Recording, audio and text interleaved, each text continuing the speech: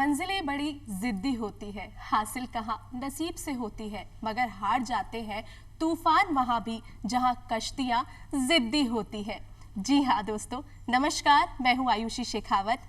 धरती धोरारी में आप सभी का बहुत बहुत स्वागत है। मैंने जो ये अभी पंक्तियाँ कही हैं बिल्कुल सही कही हैं, और जिसके लिए कही है बिल्कुल सही कही है।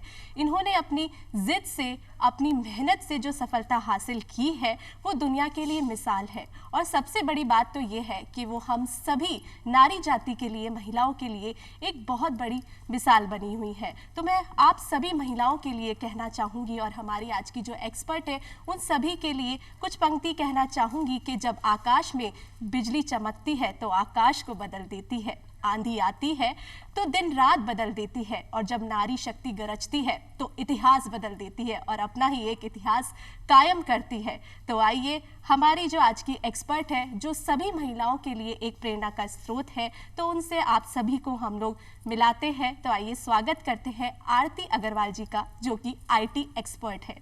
नमस्कार मैम। नमस्कार। आपका बहुत बहुत स्वागत है आरती जी आज के हमारे इस दूरदर्शन के बहुचर्चित कार्यक्रम धरती धोरारी में। सबसे पहले तो हम आपसे पूछना चाहेंगे कि आज इस मंच पर आकर के आपको कैसा लग रहा है? सबसे पहले तो मैं आपका धन्यवाद करना चाहूँगी कि मुझे इस मंच पे बुलाया और अपनी ज़िंदगी की कहानी शेयर करने का एक मौका दिया, जिससे कि मैं दूसरे और महिलाओं को, युवाओं को इंस्पायर कर सकूं। जी। मुझे आज बहुत अच्छा लग रहा है क्योंकि मैं अपनी कहानी शेयर कर पाऊंगी। जी, बहुत ही सौभाग्य की बात है कि आप यहाँ पर आई हैं और आप सभी हमारे दर्शकों को जो है वो इंस्पायर करेंगी। तो सबसे पहले हम आपसे जानना चाहेंगे, हम जब इतिहास का पन्ना खोलते हैं और जब भी हम बचपन को याद करते हैं तो एक जो धीमी सी मुस्कान है उसे याद करके वो हमारे फेस पर जो है हमेशा बनी रहती है। तो हम आपके बचपन के सफ़र के बारे में जानना चाहेंगे कि कहाँ पली बड़ी और कहाँ से आपका बचपन जो है वो प्रारंभ हुआ। जी बिल्कुल, ये आप बिल्कुल सही कह रही है कि जब बचपन की यादें करके चेहरे पे मुस्कान आ जाती है। ये वो समय था जब मैं कहूँगी प्री डिजिटल एरा, जब ना फ़ोन थे, ना टीवी था, ना कंप्यूटर था। और मेरा जन्म और मेरी अपब्रिंगिंग, शुरू का बचपन मेरा सारा जयपुर के इंजीनियरिंग कॉलेज के कैंपस में हुआ है। और वो एक समय था कि जब ये कैंपस शहर से बहुत दूर था, तो अपने आप में एक अपना जीवन वहाँ का अपना एक निराला था। सब लोग वहाँ पे परिवार की तरह रहते थे। तो सब लोग, बड़े लोग हमारे अंकल आंटी की तरह होते थे, हम सबको जानते थे, और बच्चे सब दोस्त होते थे। शाम के समय हम सब स्कूल से आने के बाद होमवर्क करके और बाहर खेलने निकल जाते थे। तो हमने, आपने सुना होगा, पकड़म पकड़ाई, लंगड़ी टांग, सितोलिया, बड़ा मजा आता था। ये सारे खेल हमने बहुत खेले हैं। और कैंपस के अंदर ही पीछे मिट्टी के टीले हुआ करते थे, छोटी सी पहाड़ी थी, तो हम बच्चे आराम से वहाँ जाकर पहाड़ी पर पकड़म पकड़ाई खेला करते थे। जी। तो हमारा बचपन बहुत आउटडोर गेम्स में निकला है। और स्कूल हमारा बहुत दूर था। मैं सोफिया में पढ़ी हूँ और वो इंजीनियरिंग कॉलेज के कैंपस से करीब 7-8 किलोमीटर दूर था। अच्छा। तो हम उस समय साइकिल पे, हमारा ग्रुप था लड़कियों का, हम साइकिल से स्कूल जाया करते थे इतनी दूर। जी। तो वो भी एक अपने आप में एक अपना अंदाज था। एक दूसरे का हाथ पकड़ के, कोई थक जाता था उसको हेल्प करते थे, उसकी साइकिल पे उसको धक्का लगा के, उसका हाथ पकड़ के। तो हमने बहुत अपना बचपन एंजॉय करा है। जी।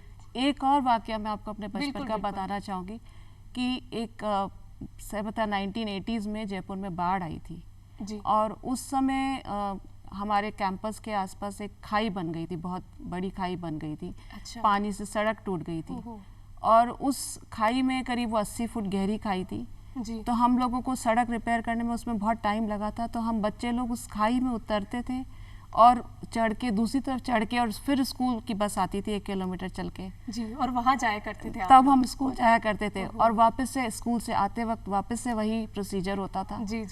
तो हमारे बहुत एक्सपेरिमेंटल शहर का जीवन। आपको डर नहीं लगा कि इस तरह की रिस्की काम है और घर वाले भी इंतजार कर रहे हैं और हम ऐसे जा रहे हैं? बताते थे आप घर वालों को? नहीं, ये तो रास्ता ही था। घर वाले हमारे इस एंड पे खड़े होकर देखते थे हमें कि हम सही सलामत दूसरी एंड पे पहुंच गए।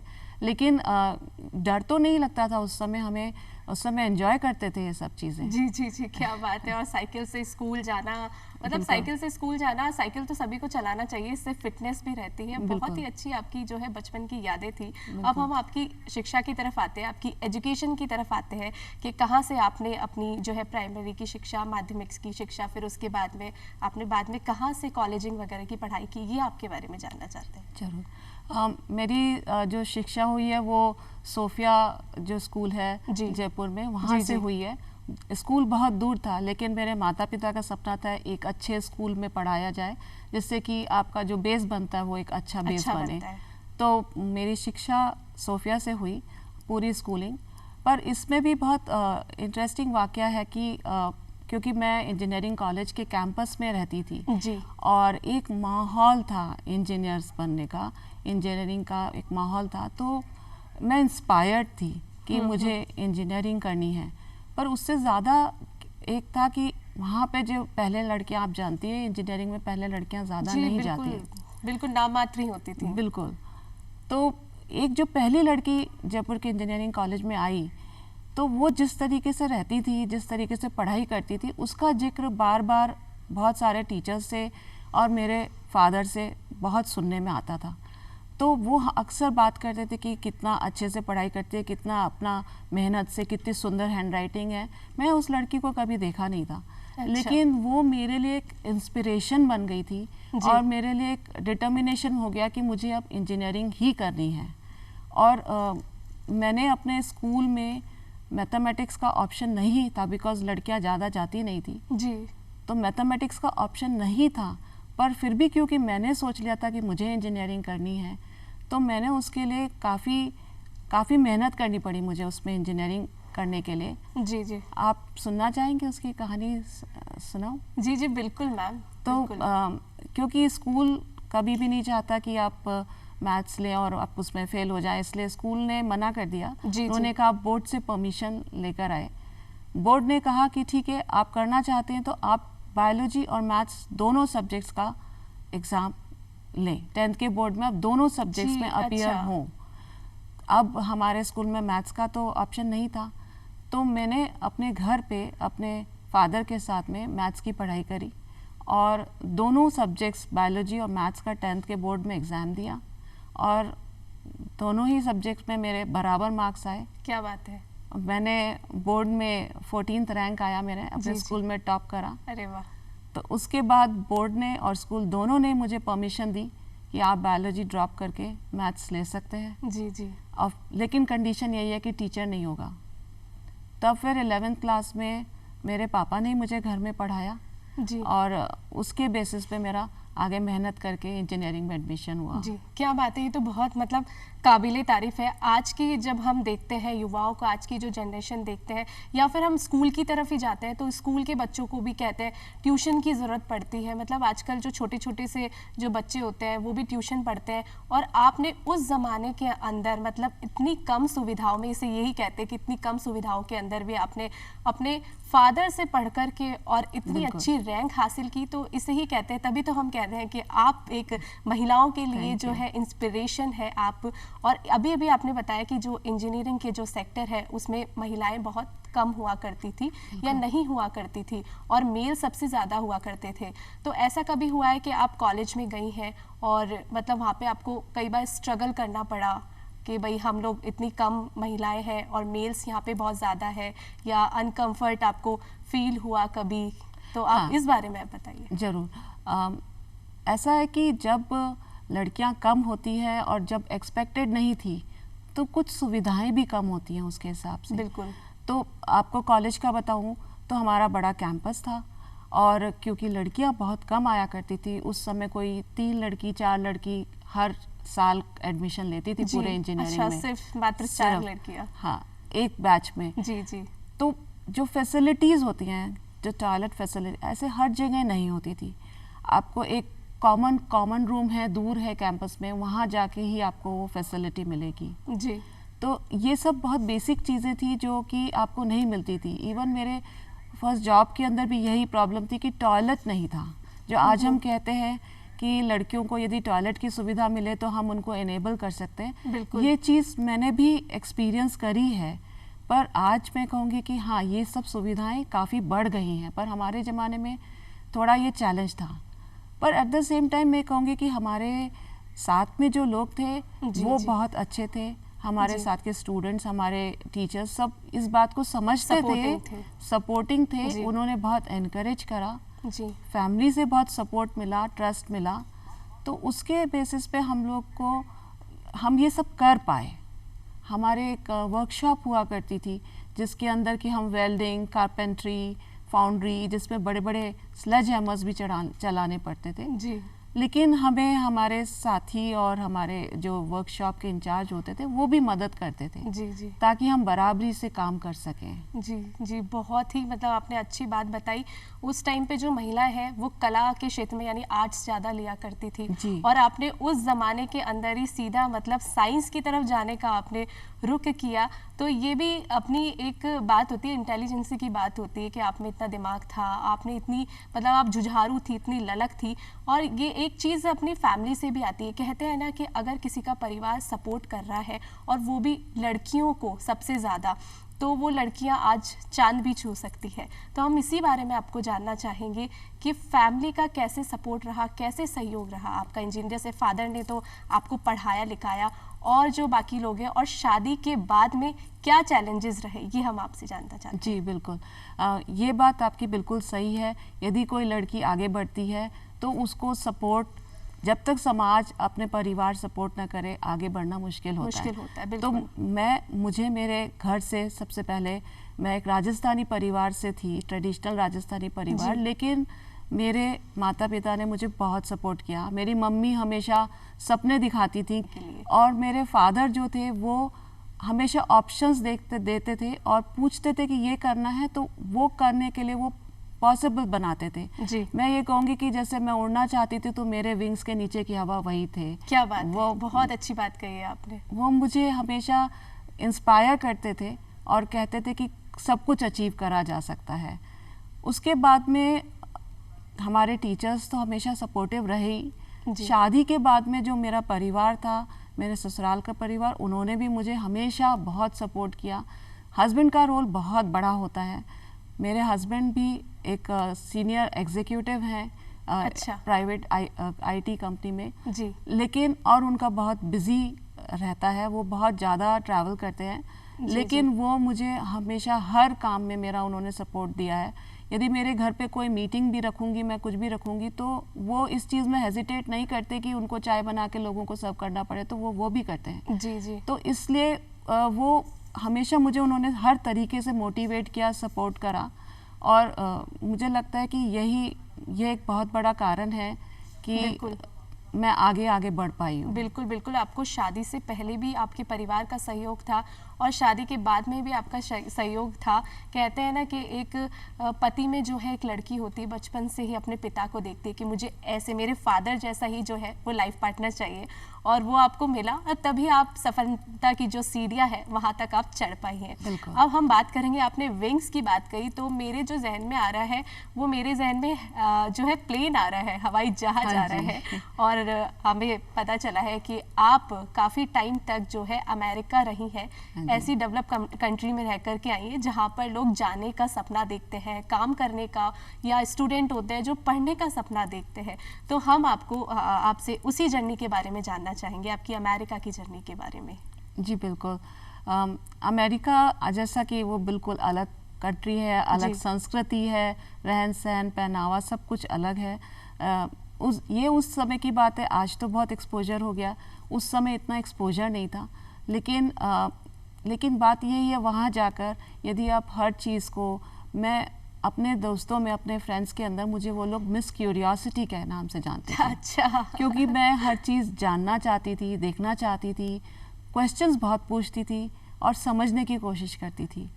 तो उससे जब आप क्वेश्चंस पूछते हो तो बहुत सीखने को भी मिलता है। बिल्कुल, डेफिनेटली। तो मैंने बहुत सारी चीज़ें, मैंने कभी भी कुछ नया सीखने से डरी नहीं, हर चीज़ नया करने से।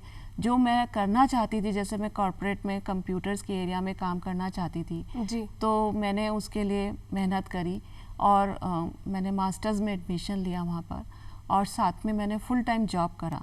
अच्छा। तो फुल टाइम जॉब करते थे तो पूरा सुबह 8 बजे से 6 बजे तक जॉब, और उसके बाद में मेरी क्लासेस होती थी जो कि रात को 10 साढ़े 10 तक चलती थी, और उसके बाद में होमवर्क करना पड़ता घर आकर। हाँ, तो ये सब उस समय काफ़ी मेहनत करी। अच्छा। और उसका नतीजा था कि मुझे उसके रिजल्ट्स भी मिले, और मेरा मास्टर्स होने के बाद मैंने कंप्यूटर्स में काम करा जी। तो वो एक अपने आप में एक नया एक्सपीरियंस था। वहाँ मेरी बहुत लर्निंग हुई। मैंने वहाँ पे जो ये टेक्नोलॉजी को कैसे हम अपनी ज़िंदगी में उतारते हैं, कैसे एप्लीकेशंस बनाते हैं, ये सब सीखा। स्टीव जॉब्स जो कंप्यूटर्स के सीईओ थे उस समय, ये उनकी मैंने कई WWDC अटेंड करने, उनका वर्ल्ड वाइड डेवलपर्स कॉन्फ्रेंस होती है जी, वो अटेंड करा। वो मेरे लिए इंस्पिरेशन बना। उनकी जो कीनोट्स सुनने का जो मुझे मौका मिला वो मेरे लिए बहुत बड़ा इंस्पिरेशन बना जी। कि कैसे आप काम को जब करो तो आप उसको एक बहुत बखूबी, जब उसमें उस काम को अधूरा मत करो, जो काम करो उसकी पूरा सुंदरता से वो पूरा दिखना चाहिए उसके अंदर। जी, जी। यूज़र की, आपके यूज़र को क्या चाहिए वो आप उसे दे सकें। इन सब बातों पे बहुत उसमें ध्यान दिया गया। जी, और मैंने वहाँ पे वो सब बहुत सीखा। जी, आप जिज्ञासु थी, और आप जैसे क्लास में कुछ बच्चे होते हैं जिन्हें समझ में नहीं आता है लेकिन फिर भी वो गर्दन हिलाते हैं, हाँ मुझे समझ में आती है। कुछ ऐसे बच्चे होते हैं, कुछ होते हैं जिन्हें समझ नहीं आता है, लेकिन आप उन टॉपर्स में से थी जो जिज्ञासु थी, और आपको अगर कुछ समझ में भी नहीं आ रहा है तो आप जल्दी से जिज्ञासा रखती थी और पूछ लिया करती थी। तो यही एक जो है काबिल स्टूडेंट की पहचान होती है। अभी थोड़ा सा और हम पीछे जाते हैं। आपने अभी भी अपने दोस्तों की बात कही, तो मैं जानना चाहूँगी कि आप इंजीनियरिंग कॉलेज में थे, और हम कॉलेज के किस्सों के बारे में मैं आपसे पूछना भूल गई कि कोई ऐसा वाकया हुआ हो आपका जो आप यहाँ पे हमारे दर्शकों के साथ में शेयर करना चाहती हैं।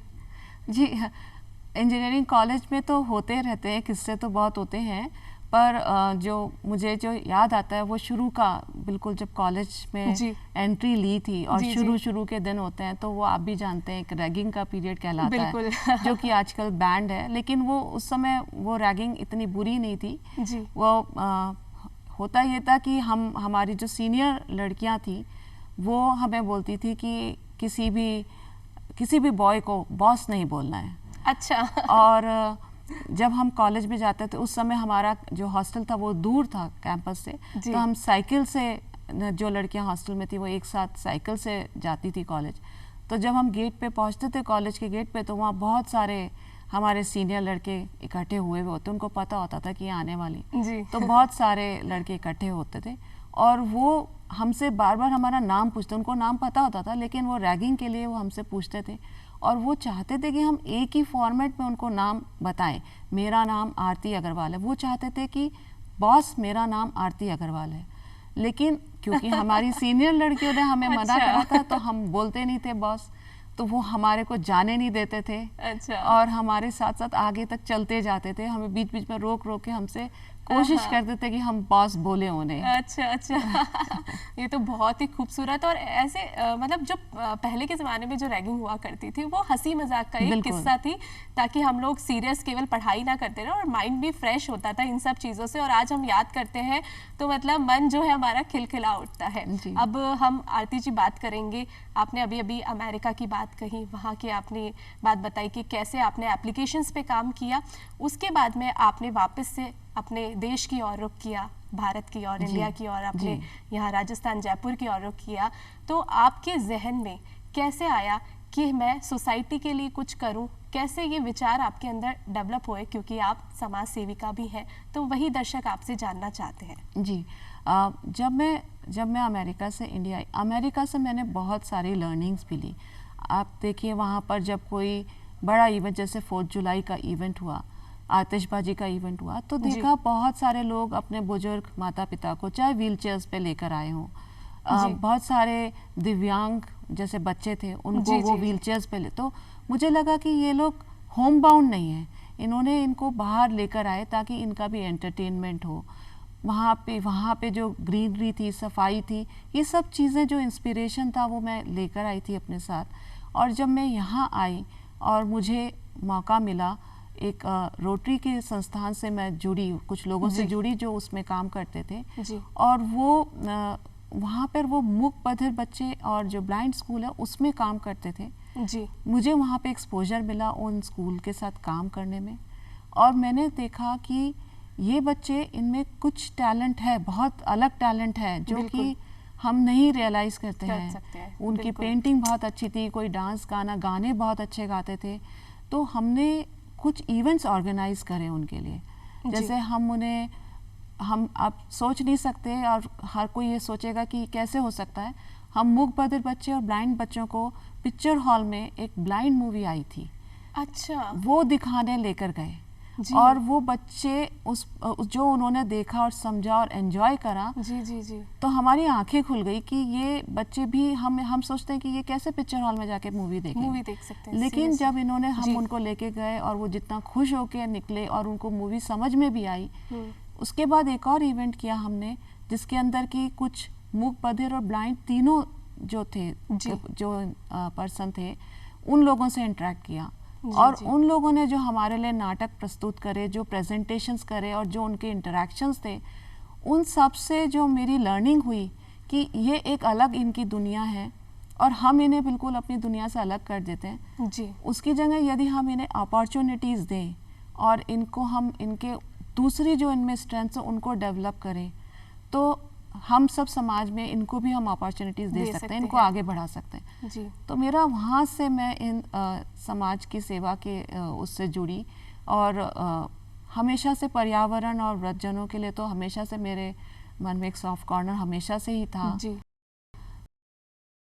पर शुरुआत वहाँ से हुई, मैं उससे जुड़ती गई, अलग अलग संस्थाओं से अलग अलग काम में जुड़ती गई और आगे बढ़ती गई इसमें। जी, ये तो बहुत ही अच्छी बात है। हम लोग देखते हैं कि दिखावे की दुनिया है और सब लोग दिखावा करते हैं, लेकिन आपके यही सब दिखावा रह जाता है, लेकिन आपके साथ जो जाता है वो आपके कर्म जाते हैं। तो हमको कर्म अच्छे करने चाहिए, और आप इतना अच्छा कर्म कर रही हैं कि आप खुद के लिए नहीं, कहते हैं ना, खुद के लिए जिया तो क्या जिया, जी सके तो दूसरों के लिए जी कर देख। तो आप उन बच्चों के लिए जी रही है, और बहुत ही आपने अच्छी बात बताई। मतलब ऐसा कोई सोच भी नहीं सकता कि ब्लाइंड बच्चों को भी आप ले जाकर पिक्चर हॉल में वहाँ पर बिठा सकती है, तो वो चीज़ फील करने की होती है।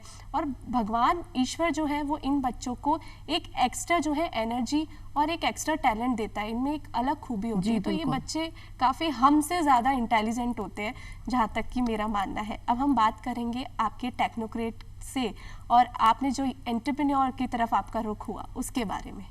हाँ जी, जब मैं ये सब काम कर रही थी, और प्लस जो मेरा एक्सपीरियंस था कि मैं यहाँ पर आके कंसल्टिंग, इंडिपेंडेंट कंसल्टिंग भी करती थी आईटी सेक्टर में, तो उससे कई सारे एप्लीकेशंस में सब अलग अलग एरियाज़ में काम करने से मुझे एक्सपीरियंस और एक्सपोजर अलग अलग तरीके का होता गया।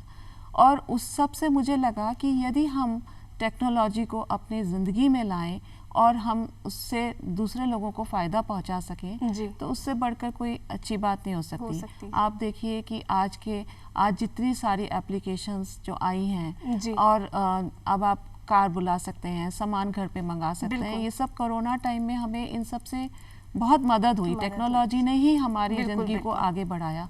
तो मुझे इन सब से जो इंस्पिरेशन मिला कि हमें कुछ इस एरिया में काम करना चाहिए, तो मुझे उसके अलावा मुझे ऐसा लगा कि एक इंसिडेंट हुआ था जहाँ की मुझे लगा कि हमारे पास में, यदि जैसे मेरे फादर की तबीयत ख़राब हुई थी और उन्हें हॉस्पिटलाइज करना पड़ा, तो उस समय लगा कि कुछ भी सही इन्फॉर्मेशन हम यहाँ पे नहीं थे, तो उनके लिए हम नहीं बता पाए हॉस्पिटल में, वो नहीं, और हमारे पीछे से ही उनका ट्रीटमेंट हुआ।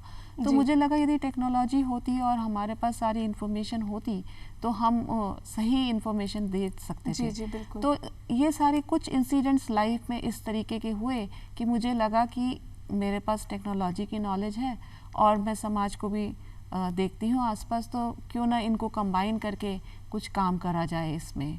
तो उसी से मुझे एंटरप्रेन्योरशिप का रास्ता नज़र आया। जी, बहुत ही, मतलब आपने जो है अपनी जो टेक्निकल चीज़ें हैं वो आपने समाज से जोड़ी है और समाज में लेकर के आए हैं। और बिल्कुल सही कहा कि जब टाइम ऐसा आ रहा है आजकल, हम हर चीज़ तुरंत 10 मिनट में भी मंगवा सकते हैं, और एप्लीकेशंस और जैसे हमारी किचन में भी कई चीज़ें होती है, जैसे मिक्सर ग्राइंडर हो गया है या फिर बहुत सारी चीज़ें ऐसी होती है जो मतलब टेक्निकल चीज़ें ही हैं ये, और इनसे काफ़ी समय की बचत भी होती है और काफ़ी हमें फ़ायदा भी होता है। अब हम आपसे जानना चाहेंगे आरती जी, आपकी हॉबीज़ के बारे में कि आप इतना पढ़ाई करती हैं, एप्लीकेशंस बनाती हैं और टेक्निकल जो चीज़ें होती हैं उसमें बहुत ही ज़्यादा दिमाग का इस्तेमाल करना पड़ता है, तो आप अपने रिलैक्सेशन के लिए आपकी ऐसी कौन सी हॉबी है जो आप माइंड फ्रेश करने के लिए किया करती हैं? जी, मैं एक तो फोटोग्राफी में मेरा इंटरेस्ट है जी। तो कोरोना के टाइम में क्योंकि हम लोग घर में होते थे तो उस टाइम में थोड़ा हॉबीज़ को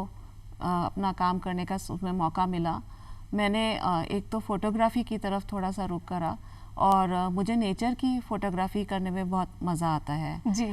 और उसके अलावा मैंने थोड़ा स्केचिंग पे, मेरी मम्मी एक आर्टिस्ट थी और वो काफ़ी, मैंने बचपन में उनको काफ़ी पेंटिंग्स वगैरह बनाते हुए देखा है। जी जी। मैं खुद भी राइस के दाने पे लिखा करती थी। अच्छा।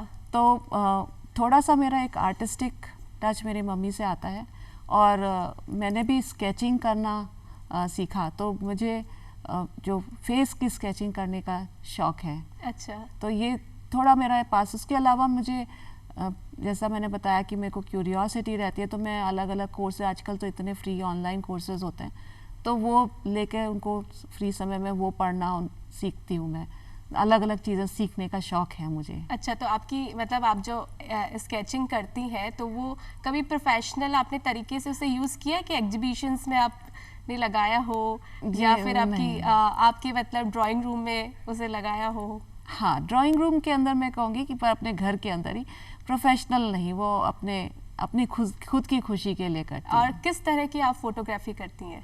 फोटोग्राफी मैं नेचर की, हाँ जी, प्लांट की, और आप खुद भी प्लांटेशन भी करती हैं। कहते हैं कि मतलब अगर हम घर में एक जो पौधा होता है उसे भी अपने को एक जीवित ही समझना चाहिए, क्योंकि वो हमें सांस देता है। हम उसकी केयर करेंगे तभी वातावरण शुद्ध होगा। तो आपने घर में भी मैंने सुना है कि आपने प्लांटेशन कर रखी है और आप उन पेड़ पौधों से बहुत प्यार भी करती है। जी बिल्कुल, घर में मेरे को बहुत शौक है घर में इंडोर प्लांट्स लगाने का जी। और मैंने काफ़ी इंडोर प्लांट्स लगाए घर के अंदर, और वही घर के अलावा भी मतलब हमने ट्री प्लांटेशन ड्राइव्स भी, सोशल एंगल पे भी ट्री प्लांटेशन ड्राइव्स भी हमने करी, क्योंकि वातावरण की तरफ जागरूक होना बहुत ज़रूरी है आज की तारीख में। जी जी। तो बिल्कुल, तो मैं तो सभी से कहूँगी कि सभी को अपने घर में प्लांट्स लगाना चाहिए, क्योंकि वही आपको जो है सांस देते हैं और आपका जो है स्वास्थ्य है वो भी प्लांटेशन से बहुत अच्छा होता है। आँखों को भी जब अपन देखते हैं तो बहुत ही अच्छा लगता है।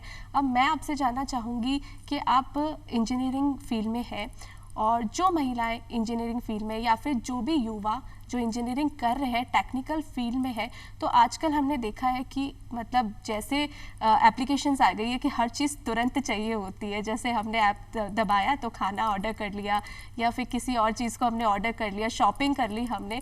तो ऐसे ही जो है आज के युवा भी हो गए हैं, बिल्कुल पेशेंस नहीं है और धैर्य नहीं रखते हैं। मतलब जो वो जिस क्षेत्र में काम कर रहे हैं, अगर वो उसमें सफलता हासिल नहीं करते हैं तो वो थक कर और हार करके बैठ जाते हैं। लेकिन धैर्य रखना बहुत ज़रूरी होता है, और आप भी उस चीज़ के ही एक बहुत बड़ा उदाहरण है। तो आप हमारे युवाओं को क्या कहना चाहेंगी इंजीनियरिंग फील्ड में जो काम कर रहे हैं, कि कैसे आपको लाइफ के अंदर सफलता पानी है तो धैर्य रखना ज़रूरी है? मैं इसमें एक दो बातें कहना चाहूँगी कि सिर्फ जो हम पढ़ रहे हैं, जो हम सिर्फ उतने तक हमें लिमिटेड नहीं रहना चाहिए। उसके आगे पीछे उसके बारे में सीखना, जानना और नई चीज़ें सीखना वो बहुत ज़रूरी है। मतलब हम सिर्फ अपने आप को लिमिट नहीं करके रख सकते, हमें आसपास की चीज़ें क्या चल रहा है वो देखना, सीखना बहुत ज़रूरी है। उसके अलावा हमें कोई भी काम करने में, कि चाहे वो छोटा काम हो चाहे बड़ा काम हो, उसको करने में हमें कभी ये नहीं सोचना चाहिए कि छोटा काम है ये मैं नहीं कर सकता, ये कर सकती। सब काम करने के लिए, उसके लिए मेहनत करने में कभी डरना नहीं चाहिए। तो यदि आप यदि मेहनत करेंगे और यदि ये सोचेंगे कि ये तो मुझे करना ही है, और सही डायरेक्शन, उसके लिए आजकल बहुत सारी काउंसलिंग भी मिल जाती है, आजकल इंटरनेट पे भी आपको ऑप्शंस मिल जाते हैं। तो उनको सही डायरेक्शन में यदि आप मेहनत करें तो सफल ज़रूर होंगे। जी जी। जाते जाते समय हो चुका है, एक बस लास्ट जो सवाल है जो मेरे जहन में आ रहा है, एज ए महिला होकर के हम जानना चाहते हैं, हम सभी हमारे देश की महिलाएं जानना चाहती है कि महिलाओं को जो है शादी के बाद में जब है प्रॉब्लम्स होती हैं कि जैसे घर से निकलना नहीं हो पाता या जिस भी क्षेत्र में वो काम कर रही नहीं कर पाती है, और बच्चे भी संभालने होते हैं और भी जो है जिम्मेदारियां होती है, घर की जो जिम्मेदारियां होती है, लेकिन उसमें रहकर भी डटकर संघर्ष करके भी और जो है अपनी इच्छा अनुसार जो अपने क्षेत्र में काम करना है वो कैसे किया जा सकता है, कैसे मैनेज, कैसे बैलेंस कर सकती हैं महिलाएं, ये हम आपसे जानना चाहेंगे। महिलाएं तो सबसे अच्छा उदाहरण है सब बैलेंस करने का। वो बहुत जिम्मेदारियां अपने ऊपर लेती हैं, घर की, बाहर की, बच्चों की, परिवार की बहुत जिम्मेदारियां लेती हैं। वो अपने आप में एक मैनेजमेंट इंस्टीट्यूट है। तो उन्हें यदि थोड़ा प्लानिंग करके, थोड़ा सा कि हम क्या काम करना चाहते हैं, हर रोज़ का एक प्लान उनका बन जाए और हर काम को एफिशिएंटली, वो यदि कुछ सुविधाएं आजकल अवेलेबल हो गई हैं तो वो सब लेकर वो बहुत आराम से चीज़ें कर सकती। आराम से तो नहीं कहूँगी, लेकिन हाँ वो काम कर सकती हैं। थोड़ी सी प्लानिंग करी जाए तो वो सब कर सकती हैं। जी बिल्कुल सही है। और जैसे ही हम मैनेज करेंगे, प्लानिंग करेंगे तो हम कुछ भी कर सकते हैं। जैसे महिलाएं चांद छूकर भी आ सकती हैं, तो हम कुछ भी कर सकते हैं। बहुत बहुत आरती जी आपका धन्यवाद, आप यहाँ पर पधारी और हमें बहुत ज़्यादा इंस्पायर किया, और महिलाओं को आपने सबसे ज़्यादा इंस्पायर किया है आईटी सेक्टर में होकर के, और इतने आपने सफलता प्राप्त की है। तो हमें आपसे बहुत कुछ सीखने को मिला है और हमारे जो है दर्शक हैं उन्हें भी बहुत कुछ सीखने को मिला होगा। तो मैं बस इतना कहना चाहूँगी कि कर्म भूमि की दुनिया में श्रम हमें ही करना है, कर्म भूमि की दुनिया में श्रम हमें ही करना है।